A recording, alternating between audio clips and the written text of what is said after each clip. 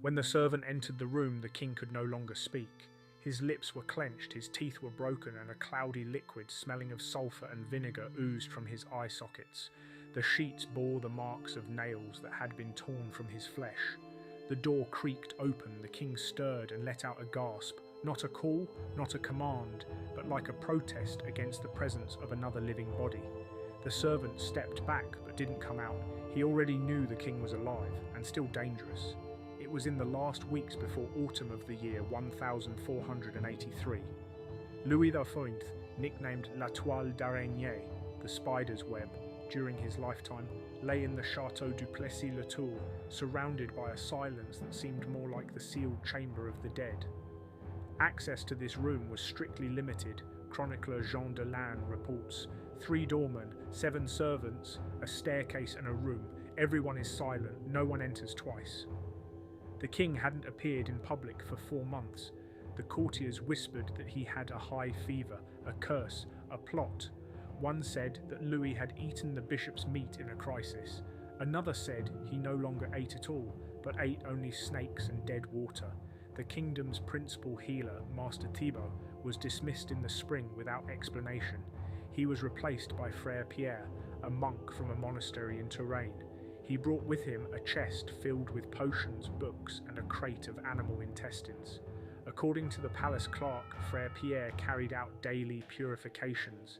These included bleeding his tongue, rubbing copper ointment into his ears, and burning paper with prayers under his pillow. Every 3 days, smoke was introduced into the rooms, a mixture of tar, ashes from burnt clothes, and incense. This was supposed to smoke out the devil's eyes, as Brother Pierre's treatise puts it. But Ludovic's eyes only became more inflamed. 2 weeks later, my kidneys began to fail. His urine turned black and his belly swelled like a dead man's. Sores with hard edges and watery centres formed on the king's skin. They covered his neck, nape and back. One of the servants holding him when he turned over said afterwards, "The skin was sticking to the sheet, and when they pulled it off, he didn't scream, he just laughed." Ludovic's voice disappeared. It was replaced by gestures, sharp as spasms and often directed at the ceiling. Sometimes he would raise his hands as if reaching for something dangling in the air. In the rare hours when he could think clearly, he would ask to be left alone. "Once," says Brother Peter, "the king whispered, 'He's behind the wall, he's waiting for me to go completely blind.'" And blindness came, first schematic, then painful. The king's corneas turned white, as if covered in frost. His pupils no longer reacted to light. Brother Pierre tried to cure him with poultices of egg white and herbs, poppy stems and psalms, all to no avail. On the 7th night, the eyeballs burst. This was enough to summon the guards. Louis didn't recognize anyone. He grunted, muttered curses, groaned when he heard a woman's voice. His maid had been hanged 2 days later. She had been found hanged in the storeroom.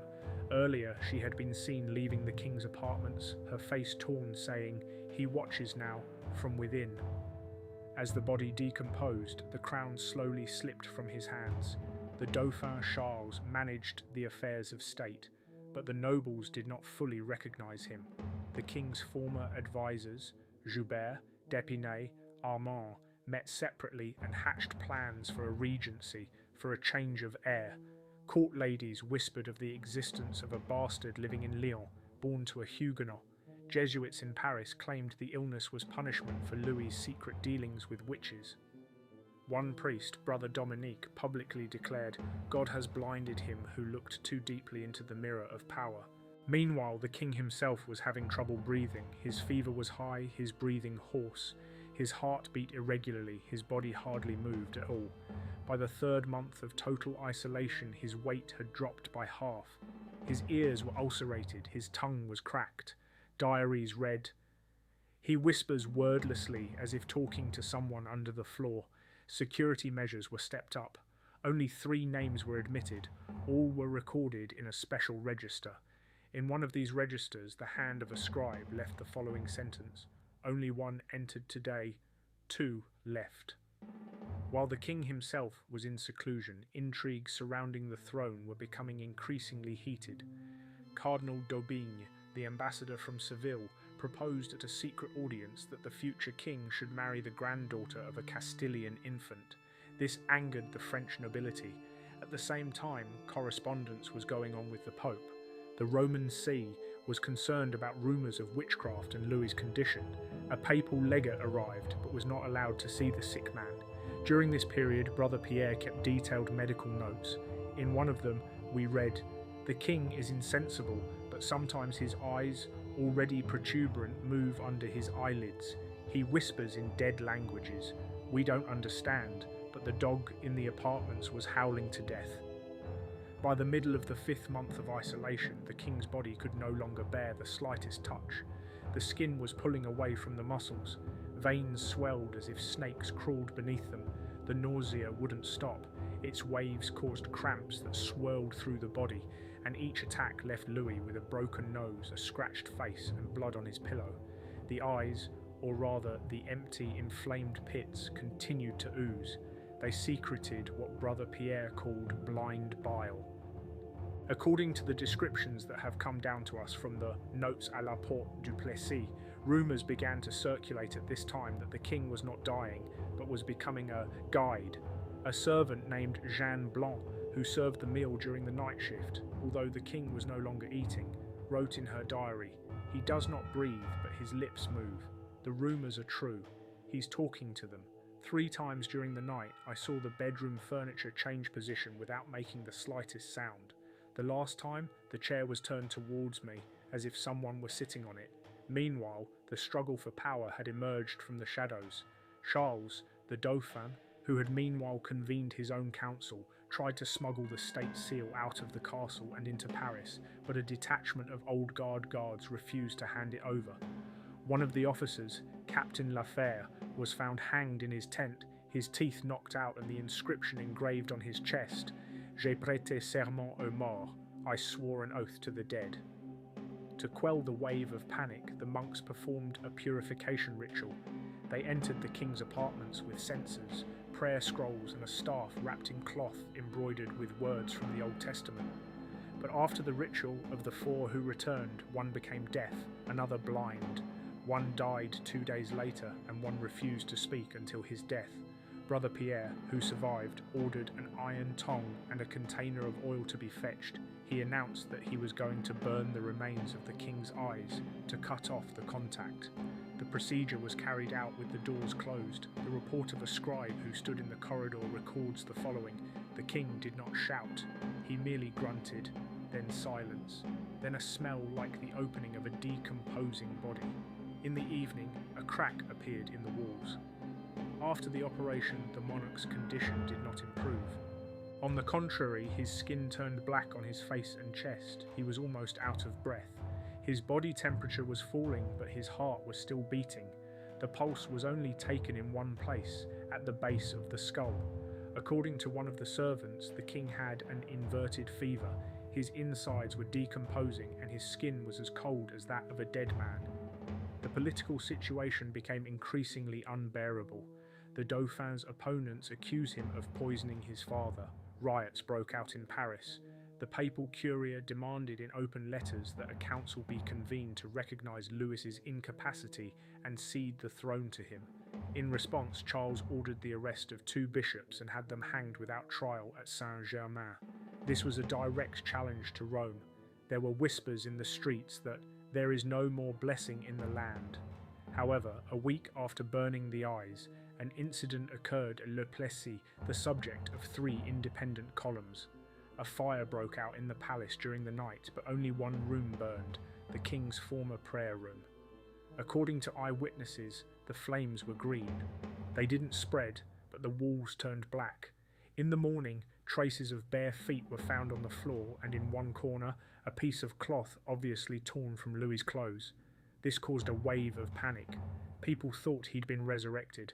The next day, 3 of the guards fled in fear. One of them, caught on the road to Blois, said only one thing. He spoke from the inside, without a mouth. He knows who dazzles the sun. With that, Frère Pierre disappeared. He was never found. His rooms were locked from the inside and the windows nailed shut with boards. All that was found was a goat skin, a bowl of blood and a piece of the king's robe. From then on, No further examinations were carried out. Louis lay in total silence. He didn't drink, he didn't eat, he did not move. But, as his last remaining servant reported, from time to time his chest would rise when the sun set in front of the window. Political pressure was at its height. Representatives of the highest nobility met in Paris. There was talk of forced abdication. Some proposed seizing Le Plessis by force. However, it was decided to wait for a natural death.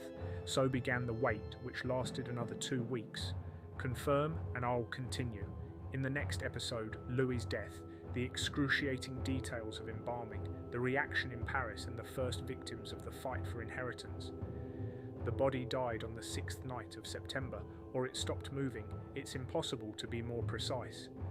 A servant who was on duty at the door said in an affidavit, "Around midnight there was a click from inside, as if the leather had cracked, then no sound, no breathing, just a smell, like an old candle in a tomb." The ambulance driver admitted in the morning found no breathing or heartbeat. The eyes, or rather the gaping sockets, were full of thick, dried secretions hardened like wax. King Louis XV was dead, but the order to remove the body was not obeyed. The court waited and remained silent.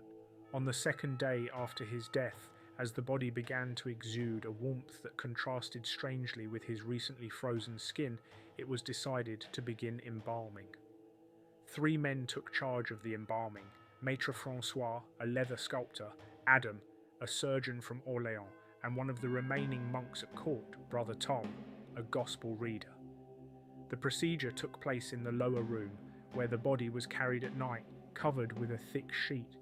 In a field report we read, "The cloth was sticky. When it was removed from the face, the skin peeled off. The forehead and cheek were peeling off like a film. One eye, or rather what was left of it, made a squeaking noise when it came into contact with the air. On opening the abdomen we discovered the liver, black as coal and melted in the stomach. The heart, deformed and soft. The intestines cluttered with insoluble masses that exhaled the putrid odour of old blood. The lungs were as dry as a charred sponge. Master Adam noted in his notes, all the viscera seemed burnt from within, as if the body had been slowly cooked in poison. But the most gruesome discovery awaited him in the skull. When the occipital bone was removed at autopsy, we found inside, the brain was almost completely dissolved, the mass was dark, with purple veins. Around the edges there were traces of an unknown dense coating with a chalky burning smell. Tom's brother explained, "It's a sign." He spoke with words other than his own. There was a foreign language inside him. After autopsy, the body was washed in vinegar, coated with tar and poured into a wooden sarcophagus, but it could not be preserved. The next morning, the lid of the sarcophagus had popped off and dark pus was appearing in the cracks. When they tried to open it, the stench spread throughout the castle. 2 servants died.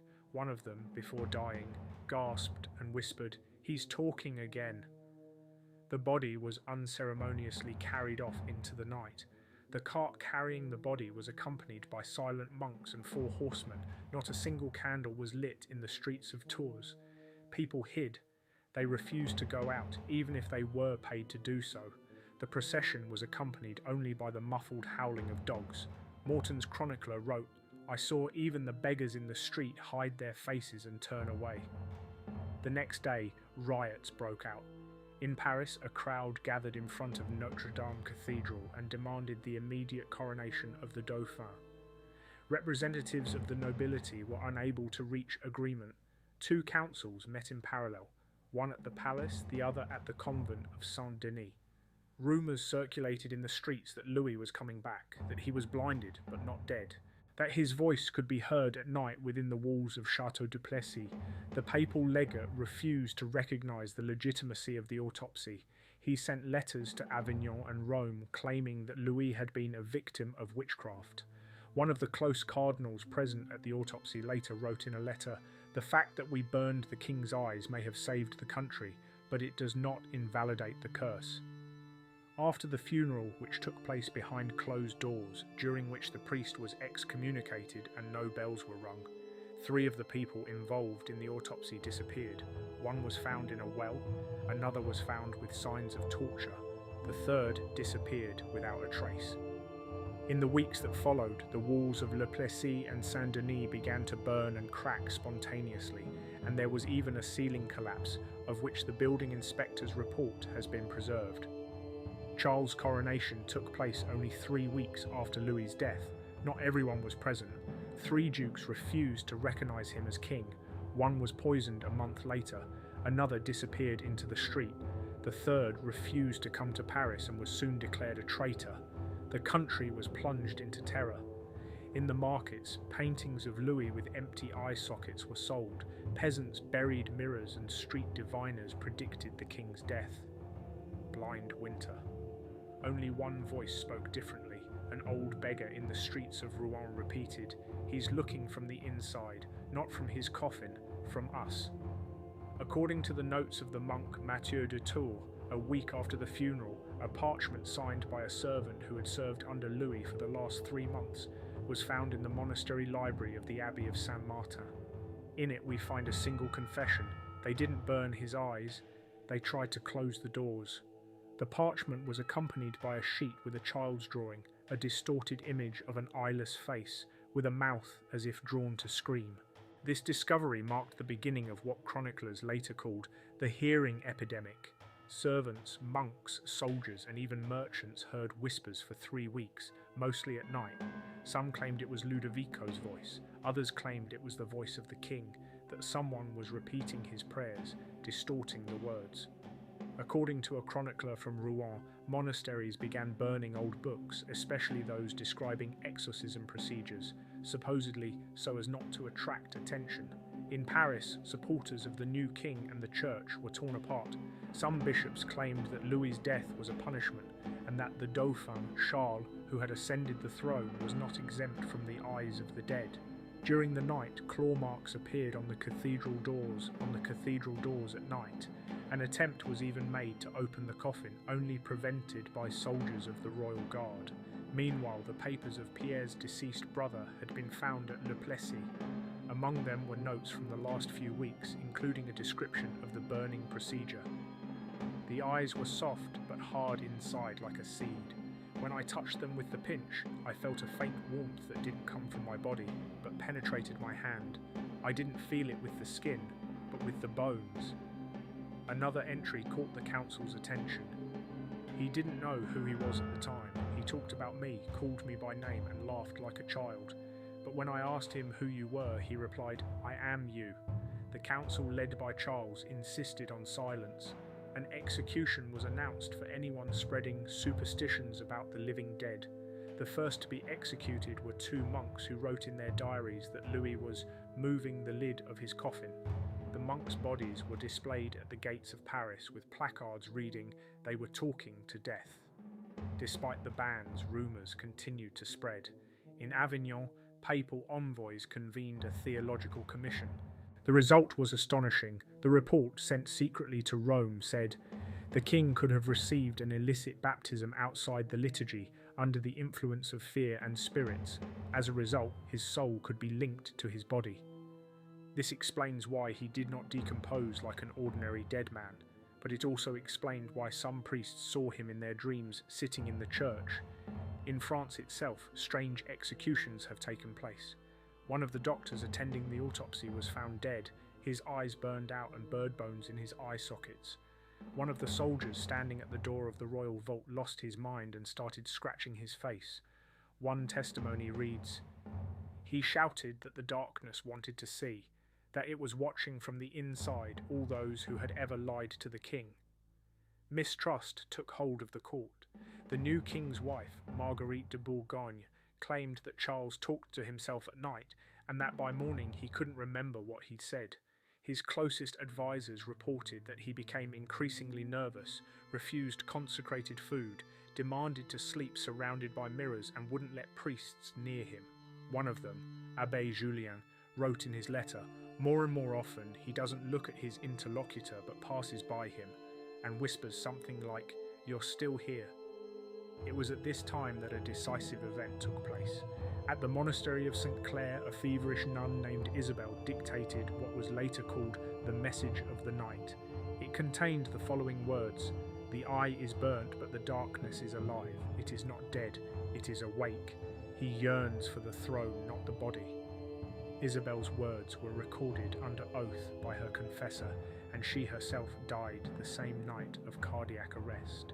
In his panic, Charles ordered a new sarcophagus to be sunk.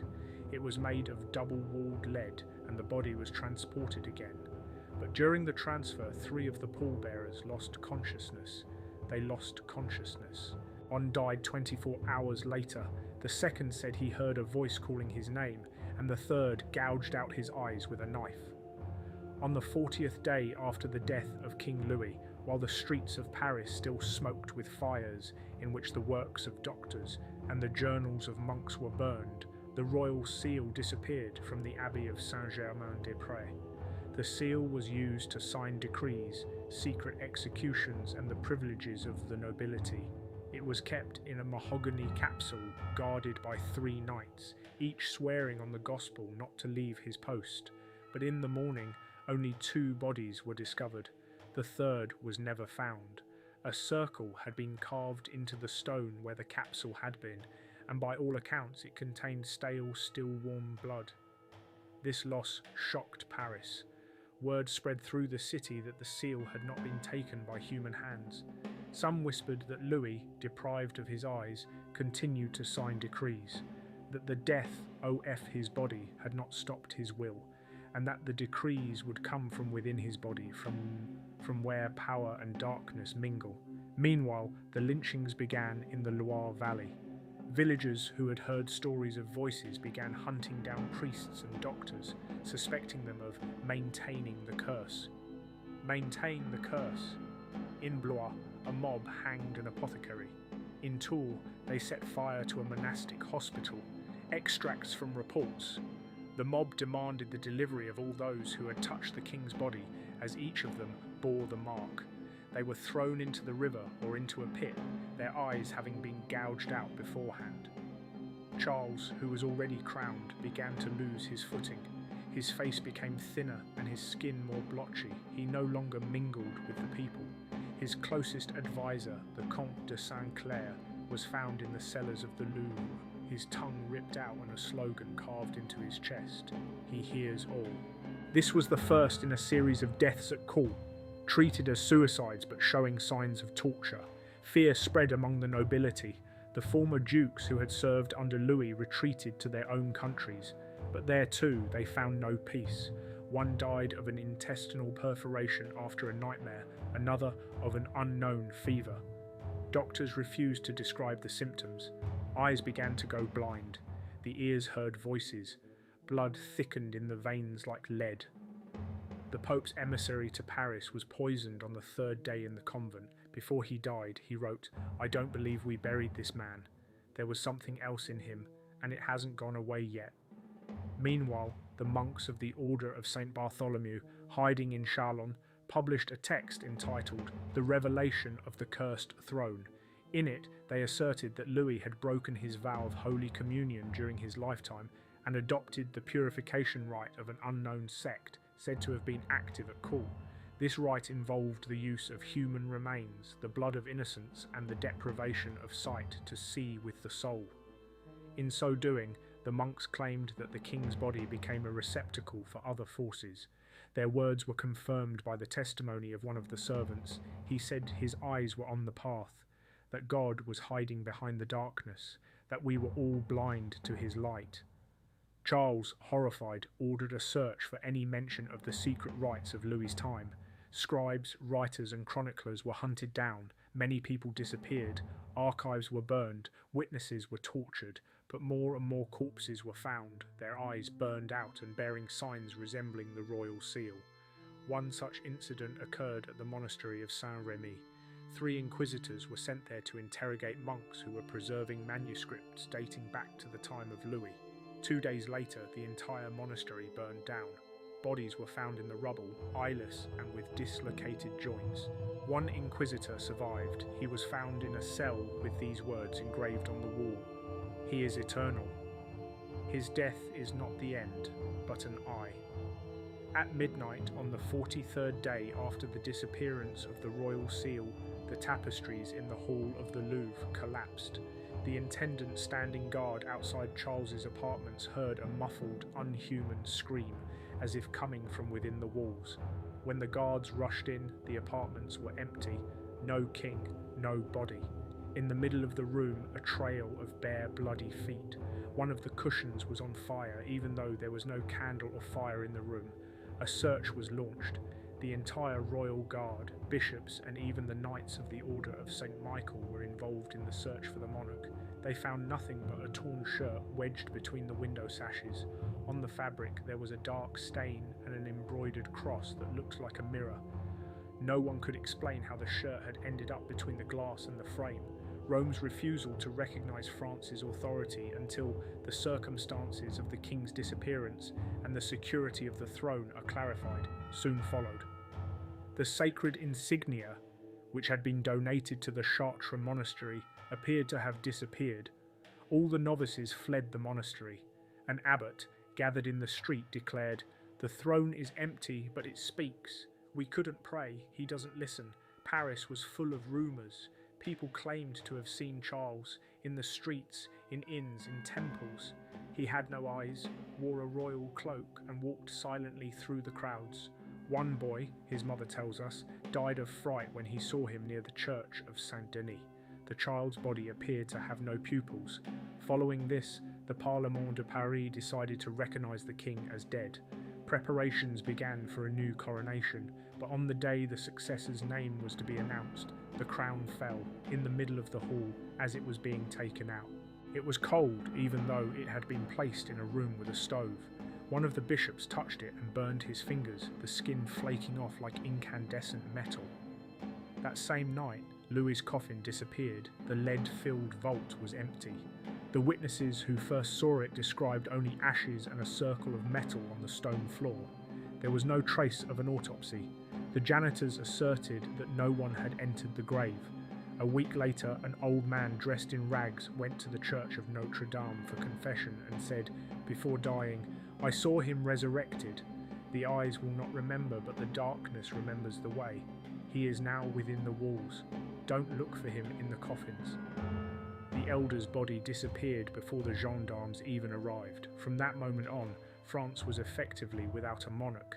The throne was empty and strife broke out between the noble families. Each blamed the other for Charles's disappearance and the curse left by Louis. The church fell silent. Many monasteries suspended religious services. Several archbishops left the country. Cults spread throughout France, later forming the basis of the Last Seers movement. People who believed that salvation was not to be found in the light, but in voluntary blindness. Letters from England, the Holy Roman Empire and Rome report, "France is dead, but her body has not been found. She walks among us and her eyes are burned." Thus ended the era of Louis. He died, but he did not disappear. The throne was not destroyed, it was emptied. His body did not decompose, it disappeared. The country did not find peace, it froze and waited for an answer that no one dared to seek. The chronicler Jean de Calville wrote at the end of his chronicle, "And if anyone asks what happened to those who burned the king's eyes, say there are none. They were the first he saw after his death."